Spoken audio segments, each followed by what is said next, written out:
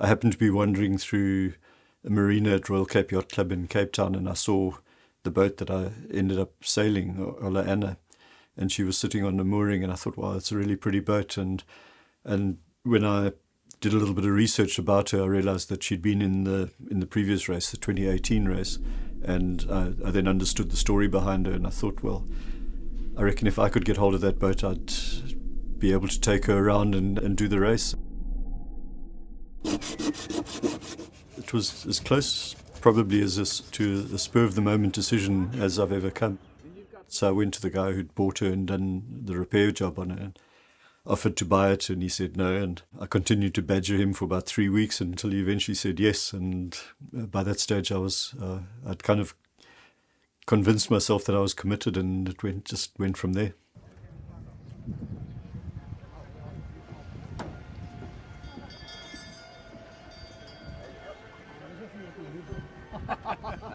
It was overwhelming, just the sheer number of people, and you want to show some appreciation for their support, but it's really difficult to do for such an extended period and to so many people. It was wonderful, but for me it was a little bit overwhelming. We were very much trying to keep station with the boat ahead and the boat behind. I didn't really have the freedom to just immerse myself in the moment. At that stage, all the boats are really close together, and just making sure that you're not in a position where you're going to conflict with other boats or get too close to them. So it was a case of finding a lane to follow. 5, 4, 3, 2, 1, go!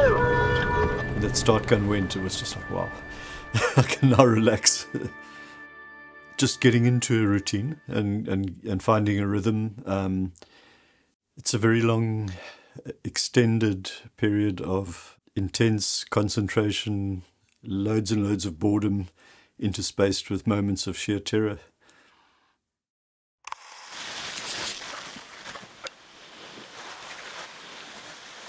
This is the last lighthouse before Cape Finisterre. Well, rather beautiful. Sailing in close here just to stay out of the current and maybe pick up the odd lift or two. Has been sadly lacking. The wind is also really patchy offshore, so it's a little bit stronger in here.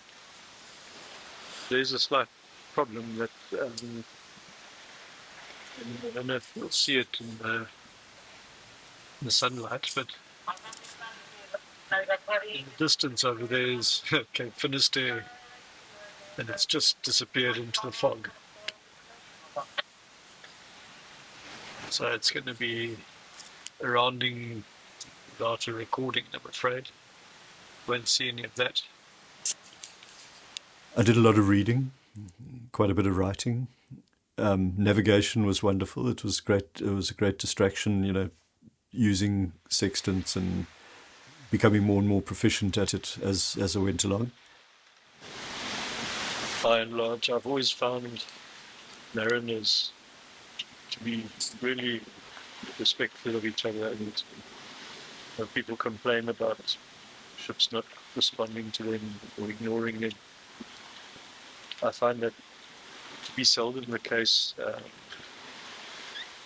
and it obviously helps to have AIS and be able to identify the ship and call it by name. But even in our case, where we need to appeal to an unknown or unnamed ship, I find that without fail, the respondents are always courteous and accommodating. This ship changed course by 20 degrees to pass behind me when he heard that I was in a race. He couldn't expect me to change my course. So, yeah, they're good people out there. I had felt the need to distance myself a little bit from society as I was experiencing it, and it certainly did that for me. Welcome to Monday. This is where the barometer's dropped through 1,000 millibars. Sea state has got pretty awful. I'm down to 2 reefs in the main with a tiny little bit of jib. Battling really to make headway into this sea. It's just not that pleasant. Not a lot we can do about it though. Just it's here with us for at least another 12 to 24 hours. We just got to keep on keeping on. Hopefully I don't end up third week. That would be scary stuff. I actually don't think I'd be able to make any forward progress at all. But let's see, it might come to that. But yeah, a lot of reflection on life, and just a lot of staring into the distance. It was wonderful to have the freedom to just be able to do that and to bring oneself to a calm place in a very busy planet.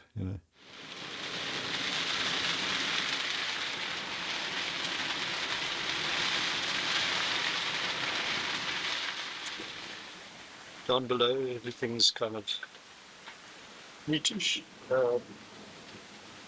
not too tidy, not too damp. Making an effort to keep it that way.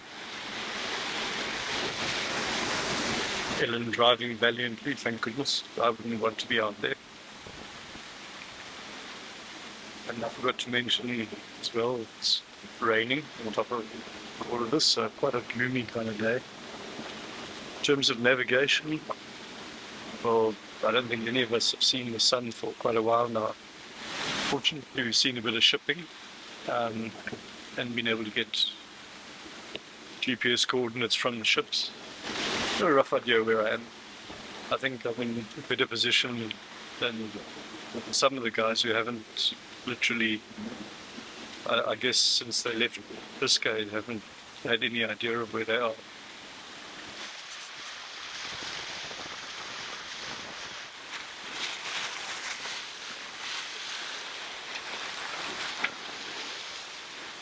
First day of decent downwind sailing I've had since the 4th of September.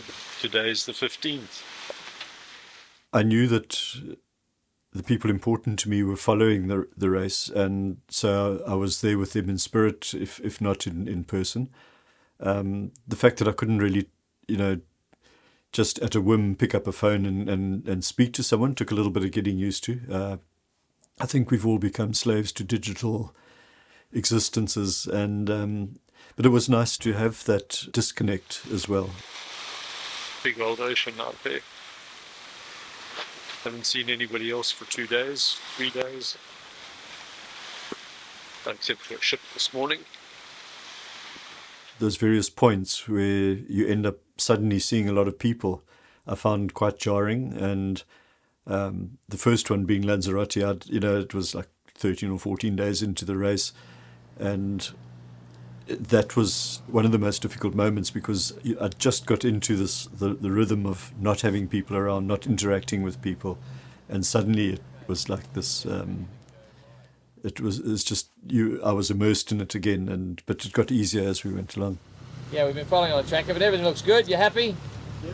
Good to be here. You like the flat water? It's better than bucket water.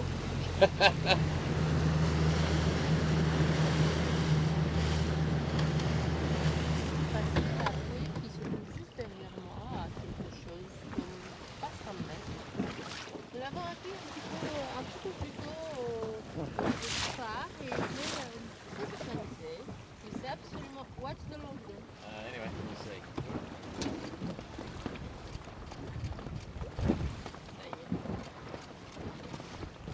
Tougher breeze, still only about 10 to 15 knots. It'll be more 10 than 15. Okay. Multi-use plastic, huh? Yeah. How would you describe your Bay of Biscay experience? The third time unlucky. I've had 2 fantastic crossings, and then the third one was awful. Yeah, I mean, they were equal amounts of. I had 39 hours where I didn't move at more than 1 knot. Yeah. And I had a couple of days where we were just slamming into the most unbelievable sea. Yeah. So it wasn't ideal, but everybody had the same options. Huh? You made reasonably good times again. Everyone did pretty well. Everyone hated it, by the way. Yeah, I'm sure they did. Yeah. Oh, have you been catching any fish or trying to? I did, but then my Watton Sea generator took over and sliced the line before I could get the fish aboard. So, So no leaks. yeah, a few little just drips, nothing serious. I mean, and if that was the worst Biscay could throw at us, then it's not bad at all. Yeah. Is there anything you're missing at the moment? Fresh fruit.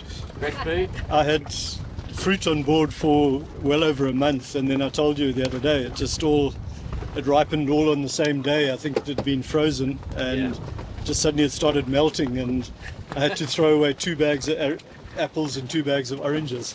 Wow.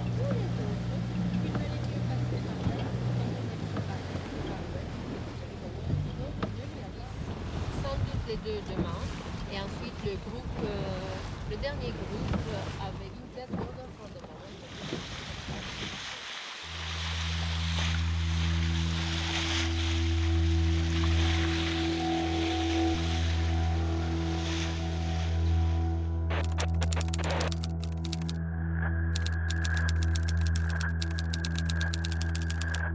28 degrees, 44 minutes, 364. Yeah, I'm on the rocks. I'm lifting 45 degrees. The boat is being pounded on its port side. Well, I picked up on the rescue activity on VHF radio because I was just on the other side of the island at the time, and I thought I was hearing things. It was all happening in Spanish mainly, and as I heard more and more often, they were calling the boat Spirit, and I realized that had to be Guy, and then I heard him calling, and I heard Kirsten talking to him, and I realized that something had gone badly wrong.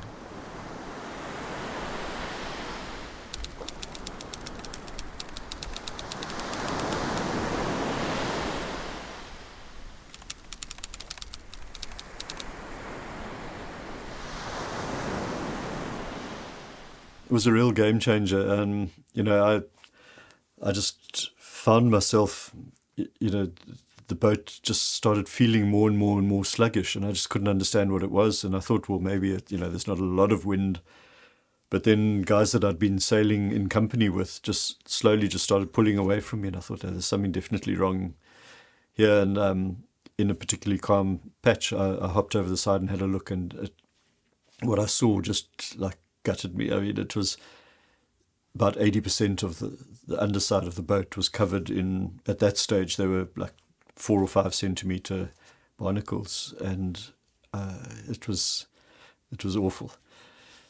So over the next, that was just near the Cape Verde Islands, and I spent about 6 hours that day under the boat, scraping them off, thinking that I'd now solved the problem, and literally 10 to 12 days later, I started slowing down again, and they'd come back again. I haven't managed to do enough research to know why they came back, or if it was a continuation of the first episode, or if it was a second scenario. So I spent about another 4 hours under the boat near Il Trinidade off the Brazilian coast. Got rid of those, and then had the same thing recur near Tristan da Cunha, but the water was too cold and bumpy. I couldn't spend more than an hour underwater. It was just getting overwhelming. So. Alors Don est occupé, comme d'habitude, il lance le live et puis il discute. Alors celui que vous voyez en face de vous, tout de suite, enfin, alors que nous l'attendons depuis des heures, c'est sans aucune communication. Et ses amis sont bien contents de le voir enfin arriver ici. Hey, he'll be keen to get around the corner. He's going to go round to Simonstown, I think it is, which is his hometown, to work on the barnacles. Good to see you, eh? Yeah. So I can't see many barnacles. You must have dived already. I did. I got under on Monday. Yeah. And I spent about nearly 2 hours under. Yeah. I only got about a third of them. Yeah. So there's a hell of a lot more. Yeah. What about the water? What's the situation with your drinking water? I have less than I would like to have. Yeah. I've got enough to get to Australia, but if I don't catch along the way, I'm not going into the Pacific. Yeah. How do you feel to see all these people? It's wonderful, but it's going to be very, very hard to sail away. Yeah. See you in Hobart, Jeremy. Cheers. Yeah, yeah. See you in Hobart. Yeah. Yeah.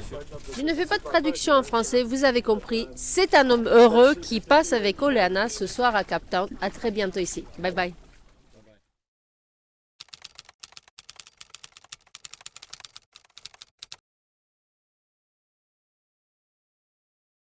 That prompted the decision to pull into Cape Town, tie up to a mooring buoy outside the marina, and spend a day underneath it, trying to get rid of them for once and for all. And then, yeah, unfortunately, that didn't work either. By the time I got halfway across the southern Indian Ocean, they were back and more and thicker and longer and bigger than ever.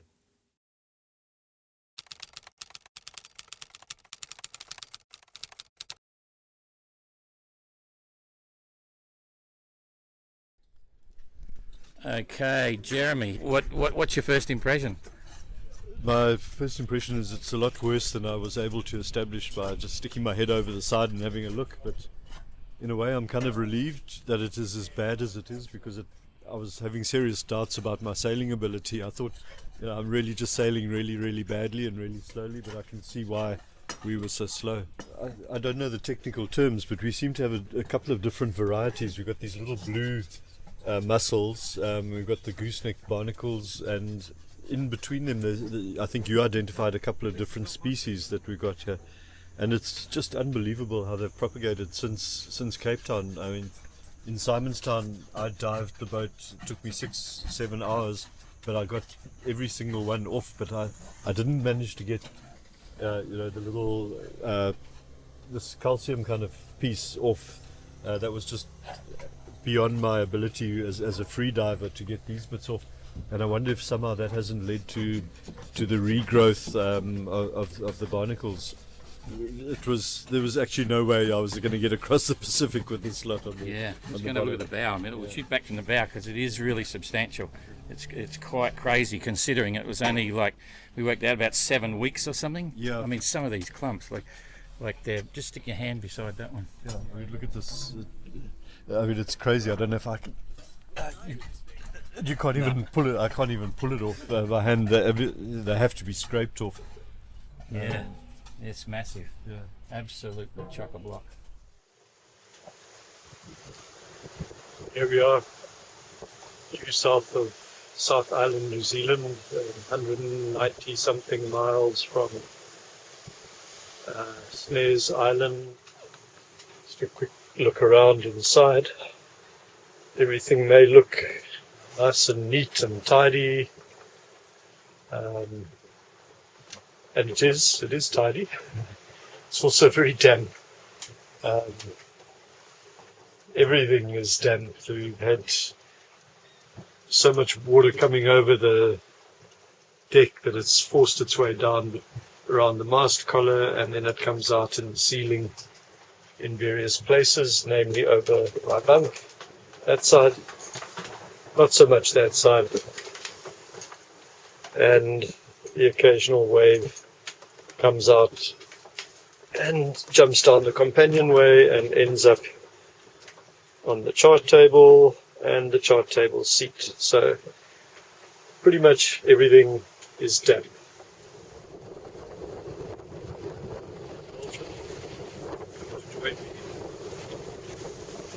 South.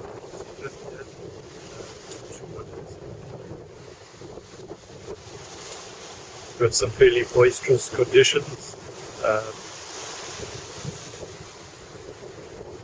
Olleanna's enjoying it.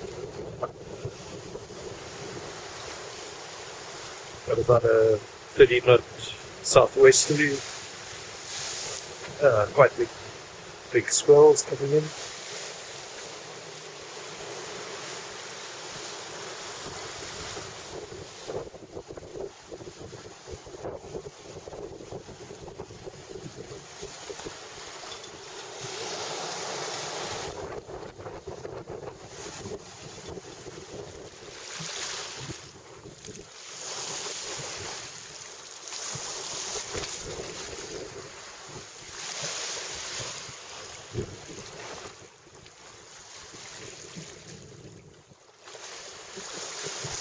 Perfect. Thank you for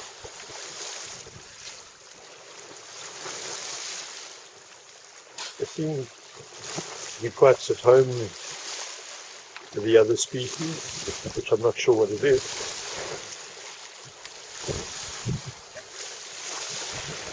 It's beautiful.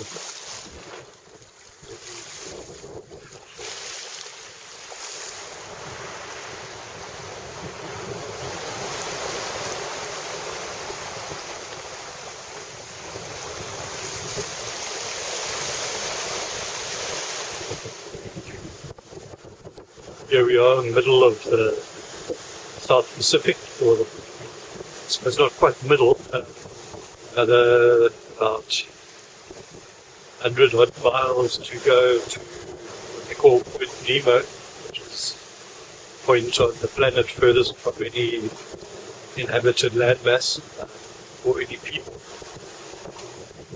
As we often told, the closest people to Point Nemo are the astronauts in the space station.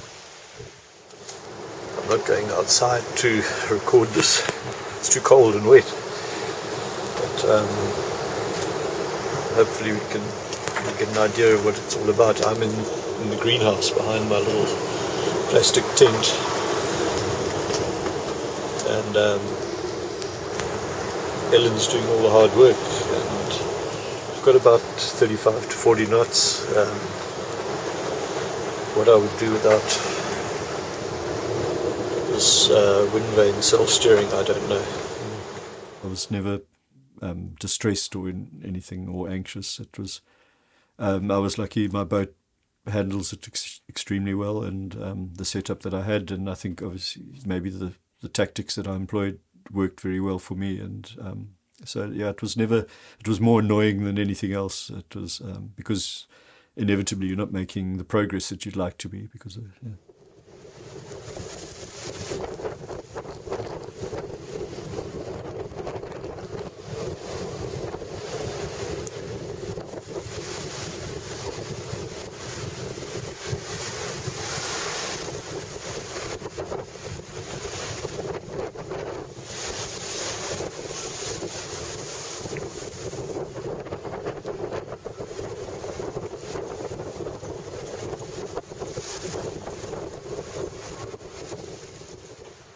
As I was getting out of the companionway, a big wave smashed into the spray dodger and completely trashed it, and half the wave found its way down below onto my chart table and electrical panel and the galley and everything. So it was a bit of everything was completely soaked down here. It was a bit grim, but managed to put it all back together. It wasn't the end of the world, and but I'm really going to miss my fantastic greenhouse and spray dodger. I mean, they were just one of the best parts of sailing this boat.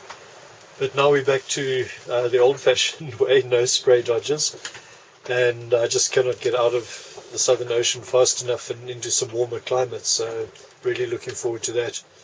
And from the recommended heading north to avoid the storm passing below me, I've just been given an all clear to make as fast a possible time to Cape Horn as I possibly can. The language they used was head for Cape Horn ASAP.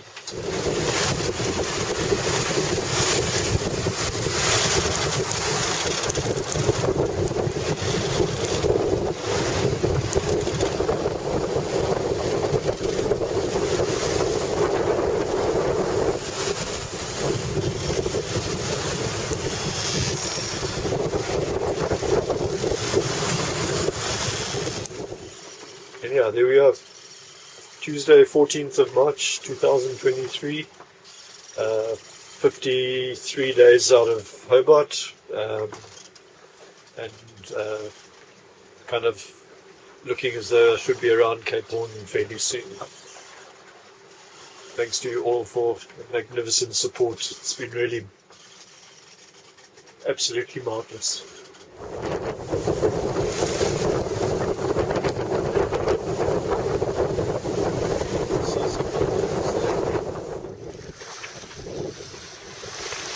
To show you it's not all storms every day on board Olleanna.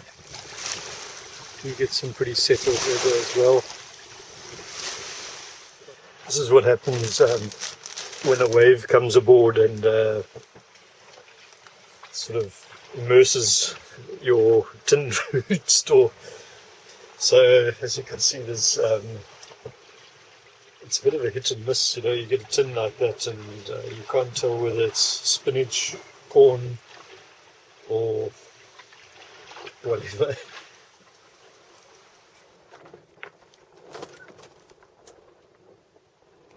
Not sure if you can see this, probably not. I'll try and describe it. It's hundreds and hundreds of Portuguese men of war on the surface of the water outside San Miguel Island,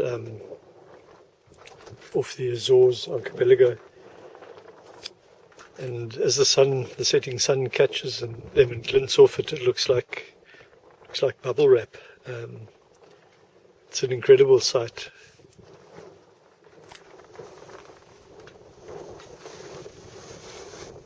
The last 1,000 miles of my race were probably the worst 1,000 miles I've ever sailed. From getting to the Azores to San Miguel, I thought I've only 1,100 miles to go. That's I would have said 10 days at the absolute outside, and it ended up taking me 24. I just had consistent headwinds and seas, unforgiving and obstreperous seas, and then I had suffered a bit of damage to my rig, and that slowed me down even more. And then coming into the last 200 miles, I had very, very little wind at all, and it wasn't. But you know, you don't sail 31,200 miles and then give up on the last 800. I mean, there would be no point in that. It was tempting, but it just simply wouldn't have made sense, and I would have berated myself if I had.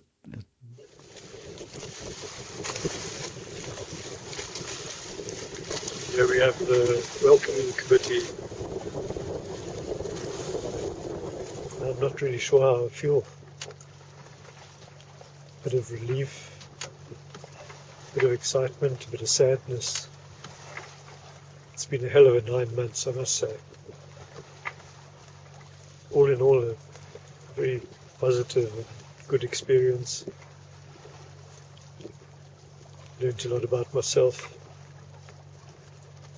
Had to exercise an incredible amount of patience.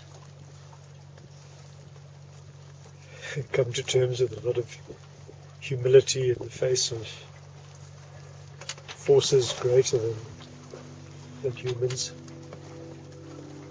One learns things about yourself that maybe you either hadn't, that I hadn't admitted about myself before or wasn't aware of. And I think I'm more aware of myself now than I was when I started, but essentially I think I'm pretty much the same person.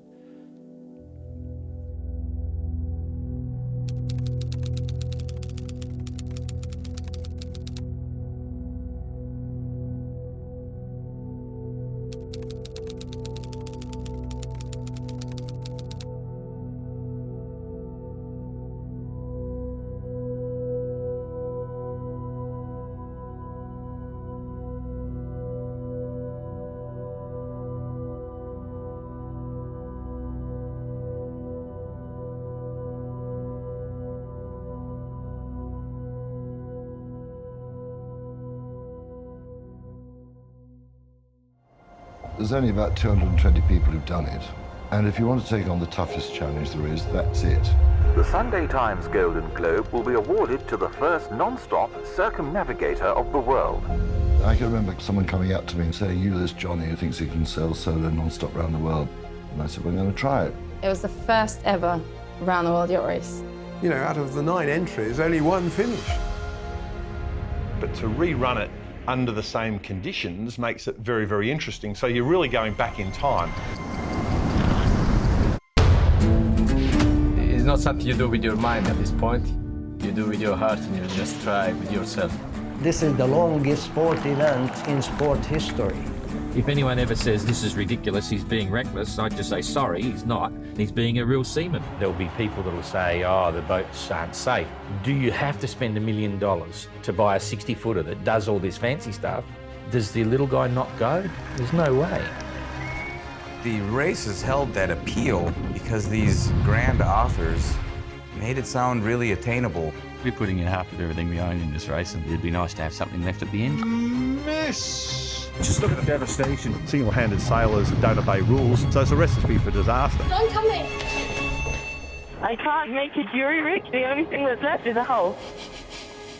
I was just praying somebody would get there before I would. I never thought I was going to see him again. We started with 18 and we're now down to 7. So you're still having fun then? Not to come here, it's very difficult. We don't need millions, to do sailboat racing. We don't need all that modern technology to fulfill a dream.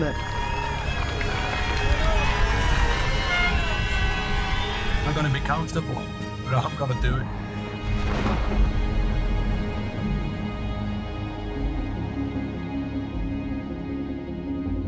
He hasn't given up, that's the bottom line.